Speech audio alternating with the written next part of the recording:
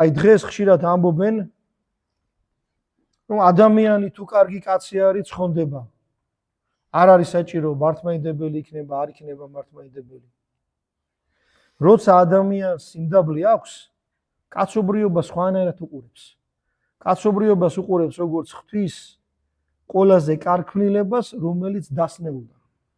რომელიც ოდამ დაასახიჩრა და ხვდება, რომ ამ კაცობრიობას ჭირდება მხსნელი. აი ამ დასახიჩრებული ცოდვისგან დამახინჯებული ბუნება რო შეუცვალოს. ამახ კაცს, რომელიც კაცობრიობით კბობა, მისი მიღწევებით კბობაშია და ამბობს, აი ნახე ეს გავაკეთეთ, ეს გავაკეთეთ, ეს შევძელით. იმას მხსნელი არ ჭირდება. იმას თავისთავად მოწონს. იმიტომ აი ხშირად რო გვეკითხებიან, ცხონდება ვიღაცა, ვინც ეკლესიის სიახში არ არის, რომ ვეუბნებით არა ვერ იგებენ, იმიტომ რომ ამაყები არიან. და თავდავალ კაცს ესეთი კითხვა არც უჩნდება. იმანიც რომ ჭირდება მხსნელი და ამ მხსნელს უნდა მიყვეს.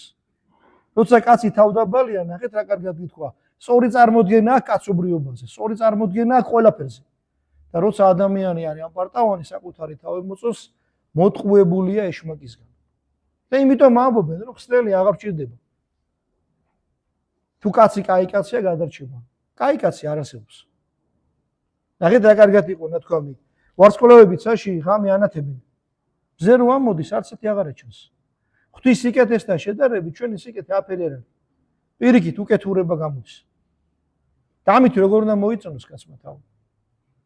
ღმერთმა ინებოს, რომ ეს სიტყვა რითიც დამთავრდა. თავდაბლობა ვისწავლოთ აღსარების თქმა, ვისწავლოთ სინანული, მობიერება, რომ მე ღმერთმა შეგვიწყალოს და ეს სიტყვები არ გვითხრას, რომ მართლებისთვის არ მოსულვალო, ცოდვილებისთვის მოვედიო. იმ ცოდვილებისთვის მოვიდა, ვინც სინანულშია და ღმერთმა მოგცეს სინანული ჩვენი ცოდვების გამო. ამინ.